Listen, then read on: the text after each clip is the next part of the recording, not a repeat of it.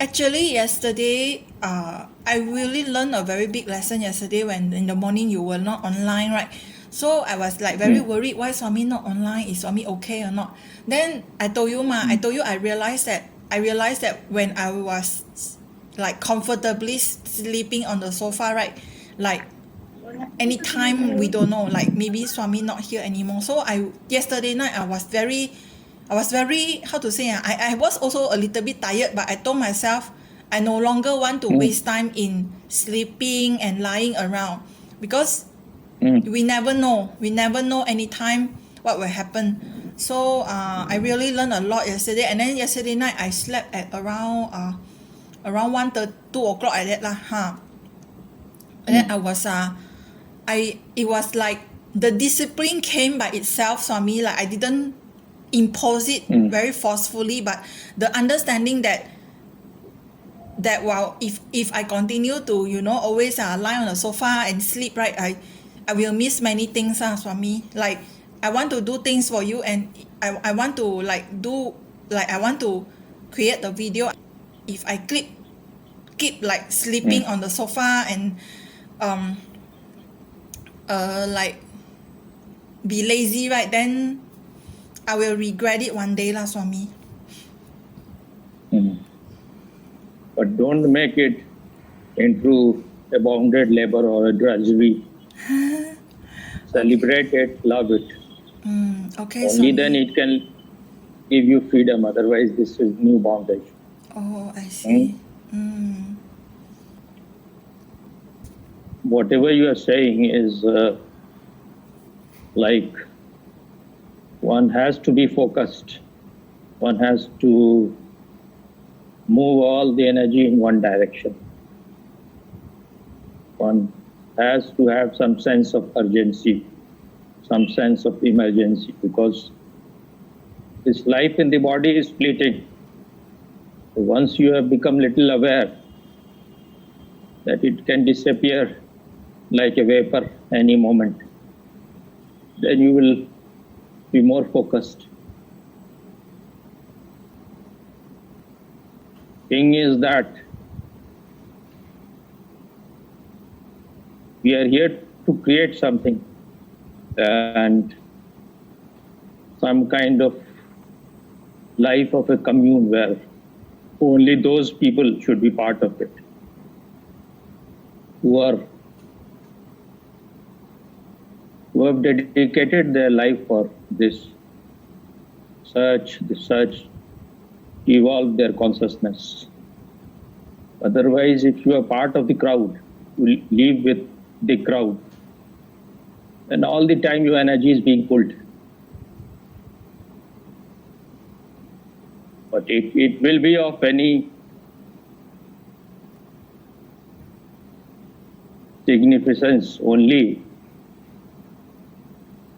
if it is like salt dissolving in the water. Otherwise, if the ego is involved, then it won't work. So only that kind of people can make a commune. And if you cannot even make it, it can happen. So when the ego is at the center, commune cannot happen. The very word commune means come to a union.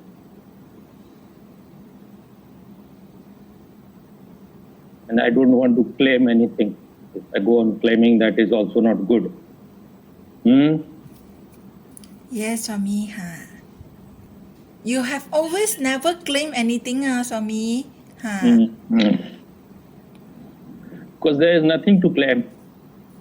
Whatever is. You may be dreaming that you are missing it, but it is always here. You have collected all the garbage. Existence has never hiding itself from you. That is what Jesus said, knock and the door shall be opened. But even more wiser statement is from people like Lao Tzu or others, who says that the door is always open. You don't even need to knock. You are your own greatest enemy. You are on your way. Because you want to become something. And ego can only be interested in becoming. When this disease has entered into you of becoming, you cannot relax in the present moment. Now the momentum has been given. Cycle is going on full speed. You cannot stop it immediately. And if you are trying to become effortless, that by trying you can never become effortless. The understanding will happen on its own when you have tired yourself totally, when you one day you will realize all my effort was all coming from the ego. But as long as it has not happened, just by making it an intellectual understanding, it won't be of any help. As long as you are running outside for money, power, ambition, and you drop meditation, then you are a fool, then you are a stupid person. So all your effort is to destroy all the hindrance which you have created.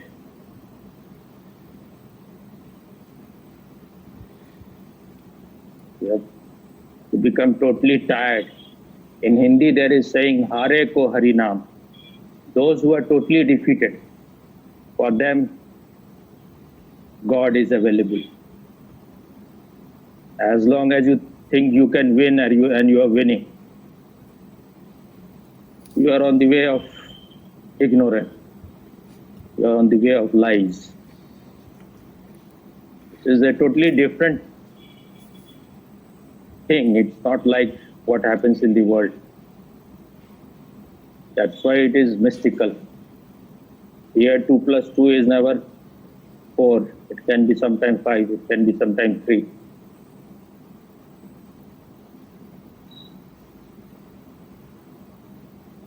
Sometimes it can be 8 also. But this is just symbolic. Don't tell your student 2 plus 2 is 8. Otherwise you will be removed from your college. Yes, Swami. Student nowadays, they always think they are smarter than a lecturer, Swami. It's like, I think that they have come to know that there is not much difference. At least that much they have come to know. Yes. They are just a little bit more informed. Yes, correct. That's why I think nowadays Especially you first finish.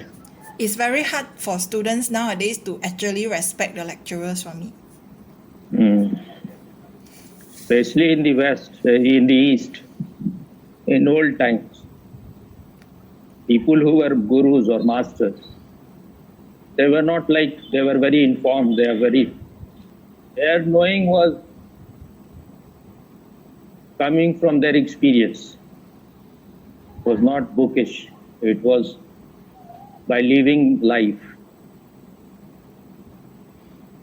The insight came from within them. It was not outside, it was inside. There's no word, I think, called outside, but it was inside. It was intuition. So they were what they were teaching. So then the students were also more sensitive. They were not bookish kind. They were not overburdened with knowledge. So they could see this man has some fragrance.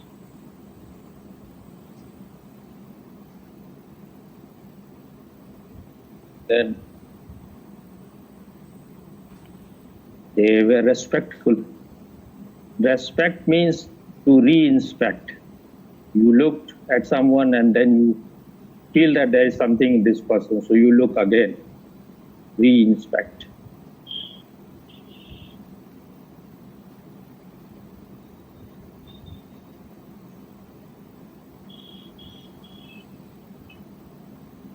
They were realized people. Something which is available to everyone, but if you have not made it real. Once it becomes real for you, you are a realized person.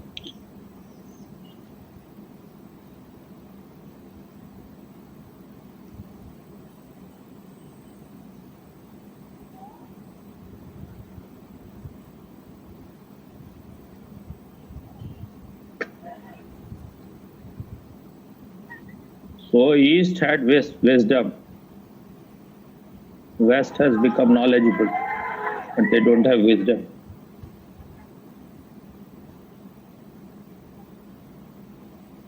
What I was going to say was, because I need to say those things and may not be here for very long, so I need to say all those things. But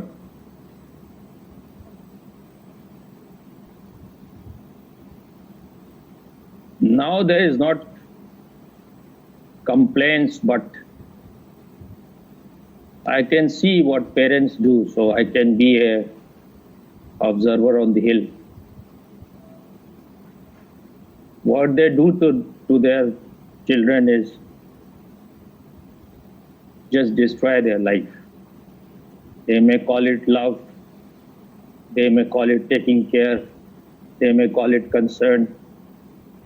What they succeed in doing is to destroy their life utterly. If I take myself as an example, I feel that their contribution in my life is cannot call any positive contribution. It is a negative contribution. So if you want to be an authentic person, a genuine person, a person who is not wearing masks, who wants to discover for himself what is truth, whatever we have heard in the name of religion, are they true or it is all just stories?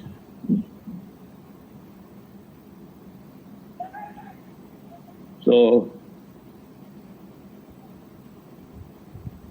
but once you want to know the truth on your own, then you are treated as a criminal, you are treated as an outsider, you are treated with indifference. And you start feeling guilty at the beginning. What, are you making some mistake? When I was going to Ramakrishna Mission, then also my father was not happy. Vivekananda and Ramakrishna are respected people. And when I started meditating and going to Osho's ashram, Osho's center, one day after returning back from dynamic meditation there, I was on the other side and my father was eating on the other side with one of his friends, or few of his friends that I don't remember. And the partition was only by few almiras. So I was there. The other side was drawing room, that side was dining room. So he was eating there. And just when I was there, he was saying, just see my son. And he used the word behuda. I don't know exactly how you will translate it in English. But I translate it as rascal. See my rascal son, see my stupid, idiotic son. He used to go to Ramakrishna Paramahansa, Vivekananda. Now he's going to Rajneesh.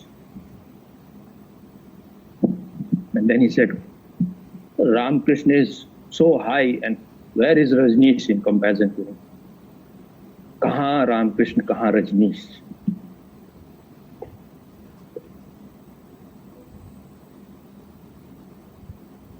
And he is going there. Now, these people, maybe he was aware I am on the other side, so that's why I don't know whether he was aware or not, but he used to say these kind of things. When I was going to Ramakrishna Mission, and he used to read, he was the one, I think, who introduced me in a way to their books. So once we were eating, whenever we will be eating, he will be discussing these things. So I said something about Ramakrishna Paramahamsa. At that time I was going there, and he said, who was Ramakrishna? He was just a buffalo. I said he was called Paramhans, that means the great swan. In India, swan is symbolic of your discrimination, sense of discrimination. The swan can discriminate between truth and untruth. It can separate milk from the water. So that's why they are regarded as very wise bird. So Ramakrishna Paramahamsa was called Great Swan, one who has great power of discrimination. I said he was called Paramhans. He said, no, he was Mahabhas, that means great buffalo. and he said about Vivekananda, he was a cheat, just a cheat, a thug. At that time I used to get very hurt because they were, for me, far more valuable than my father also. And he was intentionally doing all those things so that I will become angry, and then he will have the opportunity to abuse me and then say, you get out of my house. That was his everyday business. Whenever he will be there, he has time, he will do such kind of thing. He will be sitting on the table, and he used to claim that, boast that he is a great religious, spiritual person. Said that once I will retire, I will just give up everything and I will take sannyas. And then what will happen to you people? All of you will be begging. You are from the very beginning putting poison into the heart of your children. You are putting fear in their heart. But these people, they are so unconscious, they don't know what they are doing. How you are destroying their life.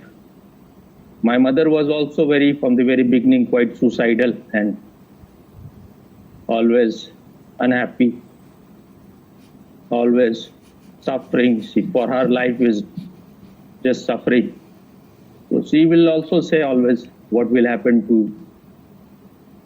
I was just a kid, 4 or 5 years old, I think 4-year-old. My sister was even younger. And if she was going with her somewhere, she will be telling, what will happen to you when I will die? Now what they are doing, they don't understand what you are doing.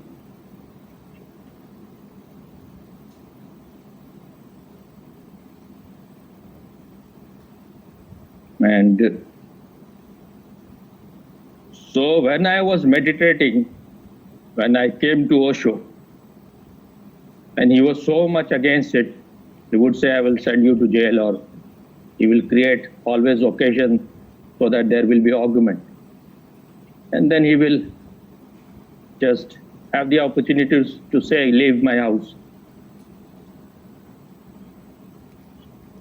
And I used to feel somewhat guilty that maybe because Osho is not popular in the society, he is not very much respected by the traditional Hindus, and he is regarded as a sex guru. So that's why he feels, because he will be always talking about respectability, pratishtha, samman, that means your honor. So I used to think that maybe he is against him because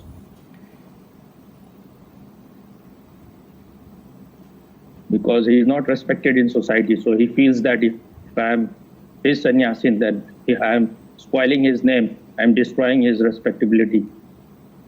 So I was also feeling somewhat divided that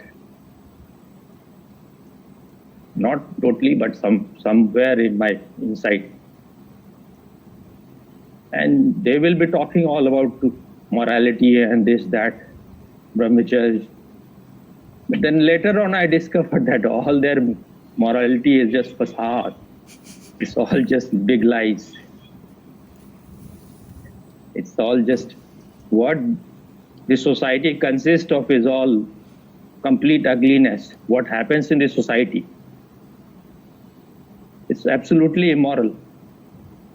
Even in marriages, what you call marriages, it is all rape is happening.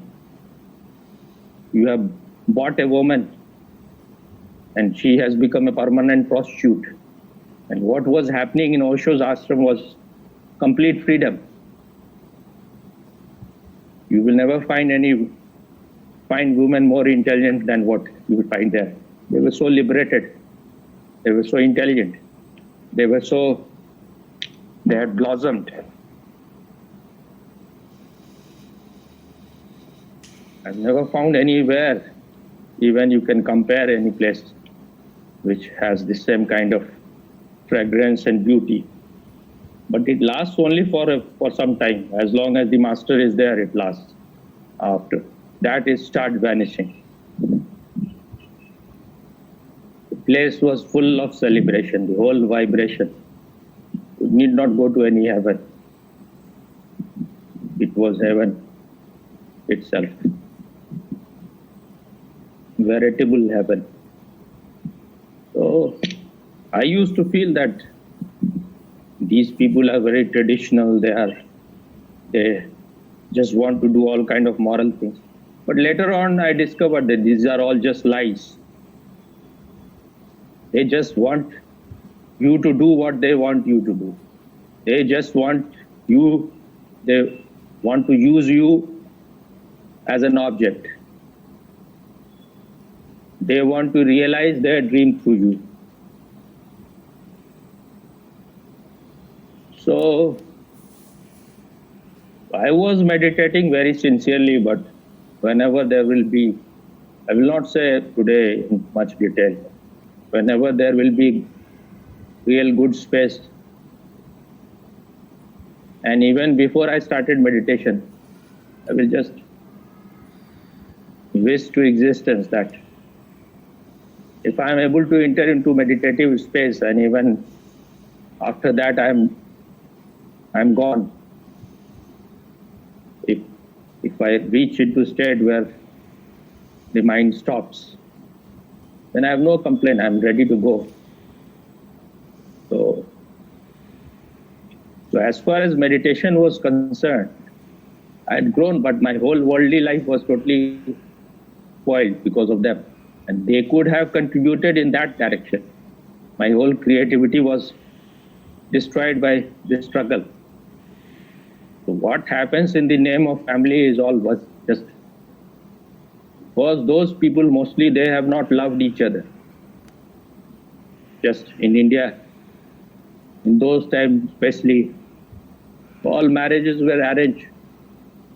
So it is all based on economy. It is all based on your family level. Nothing to do with two individuals, whether they have any similarity. They have not even met each other ever. At the maximum, they may have seen their pictures. So it is dead from the very beginning. Nothing flowers there. It is a desert. It is a dead marriage. But somehow they live. This they call compromise. They say marriage is all compromise. So you may be boiling within, but you have to show a smiling face, a Jimmy Carter's face. So once I was relaxed about meditation, and I was married also, then I needed something to do. So my master, when I went there in Pune, he called for an astrologer to see what kind of thing will be good for me, what kind of work will be natural for me. So he called an astrologer. So he was talking about psychology and writing will be good for me, these things. But my master was also commenting it was all recorded. He gave me the records later on, whatever we talked. And he said that इसकी बाप की ऊर्जा में इसका पूरा creativity दब गया है. That means below the powerful energy of his father, all his creativity has been suppressed, repressed. So I feel he was so true. That is the contribution of parents. They destroy all your creativity and still we think that they are parents. That's why Osho said that the greatest revolution will happen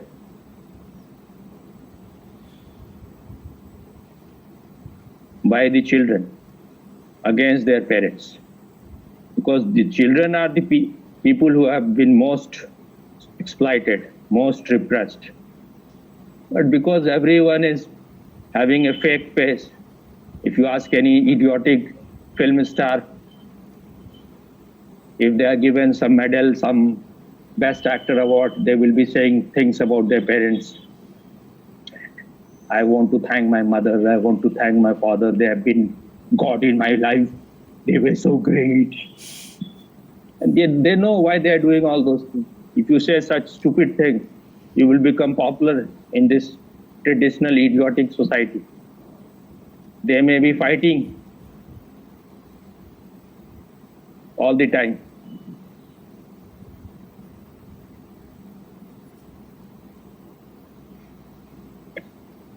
I think there is story also, and Osho has also told that kind of thing which happened in his presence. One story is by Khalil Gibran, and the one is, I don't remember exactly what Osho told, so I tell you about what Khalil Gibran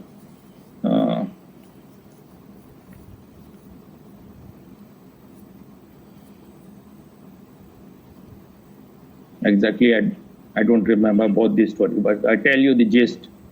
So once they were in some kind of hypnotized state.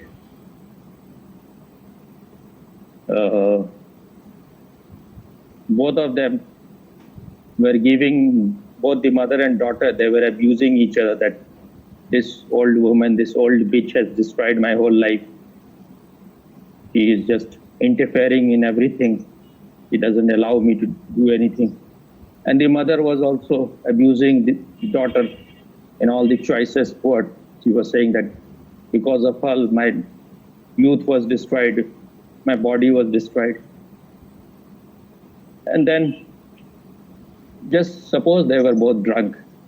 And when the morning started coming, fresh breeze was blowing, so their intoxication started disappearing. Then when the daughter became little conscious, she said, "Mother, what you are doing now? It is so cold. Go inside. You will become ill." And the mother also said, "You also should go to sleep. You should not be awake so late, daughter. You will become unhealthy." What happened to you? I'm laughing, Swami. Unhealthy? I'm laughing, Swami. Very funny, Swami. Because we are all living in a world where we are all acting. Everyone has a put up face. What we are doing, we don't mean.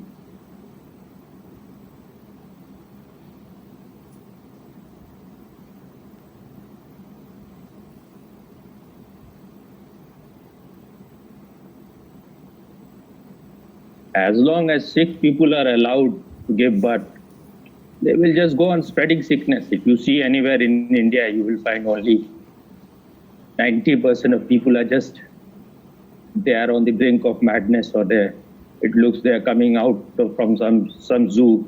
They're all malnourished.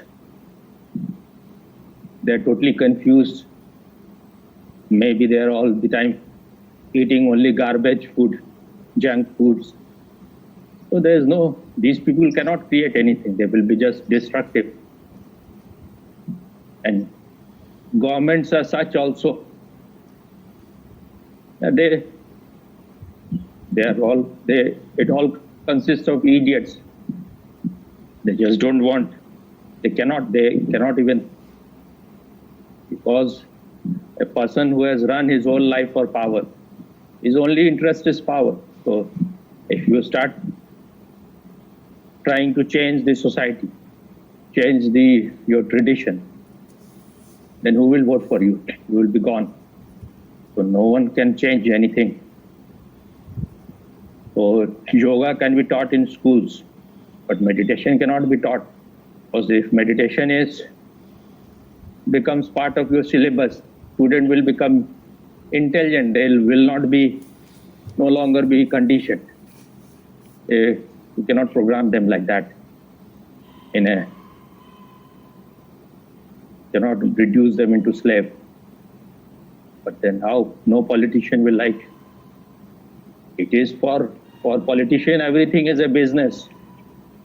Priest and politician, they are both part of the mafia world. They're there to exploit you. They are there to make you slaves.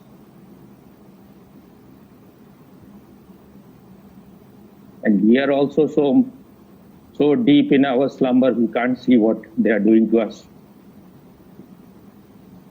Somehow this human world is moving. And it is said that if all the human beings will disappear from this earth, all the animals, all the birds, all the insects, they will have a party time. They will enjoy it tremendously, because they are destroying their life also. We say that human beings are they are higher than all. God has made them in His own image. But what human being is doing everywhere is they are the most destructive.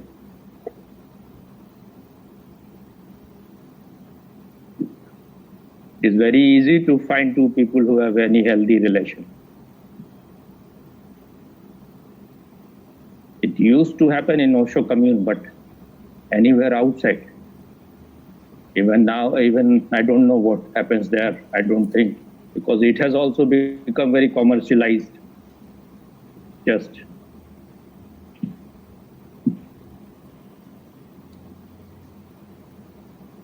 So this is all what I had to say.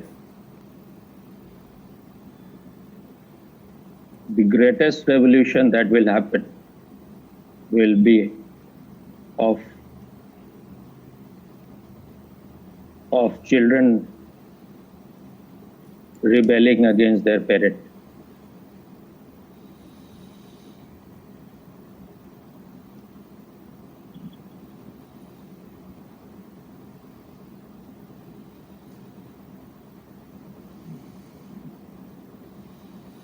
Rebellion of children against their parents will be the greatest revolution that may happen in the future.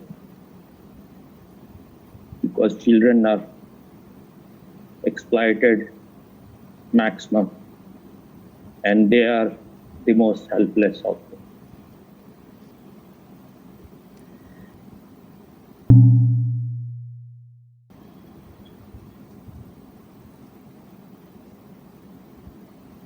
People are very much materialistic about even these things. They just don't want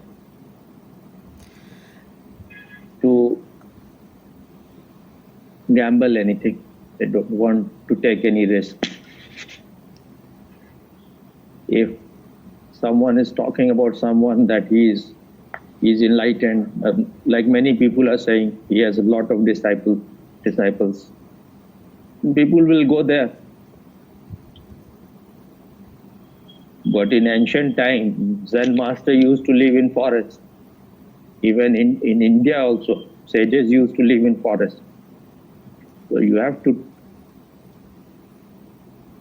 go through difficulties. You have to find them.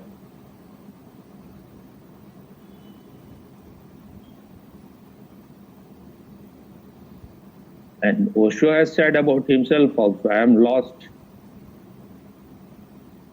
If you are with me, you will be lost. So if you are ready to be lost, then be with me.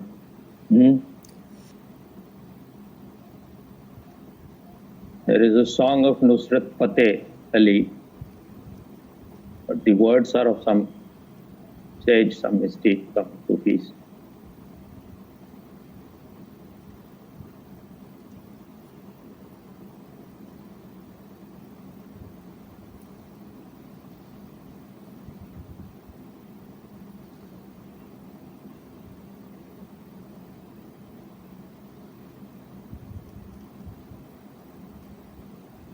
Don't exactly remember the first lines, but like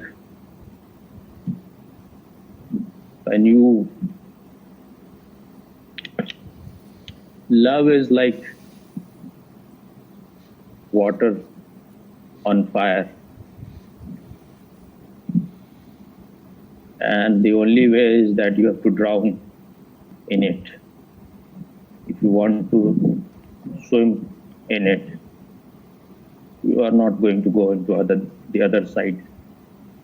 So the line is, one line which I remember is Jo Duba So Far, one who is drowned in it, process goes to the other side. One who wants to remain up is drowned. So one has to lose himself. You have to be lost in it. You have to become a nothingness. Just become a zero. And it is called zero experience. Enlightenment is a zero experience, where you disappear, you are annihilated. That is why it is called nirvana. The candle is blown out. Candle of your ego, your small light of belief is destroyed. Is it clear? Yes, clear, Swami.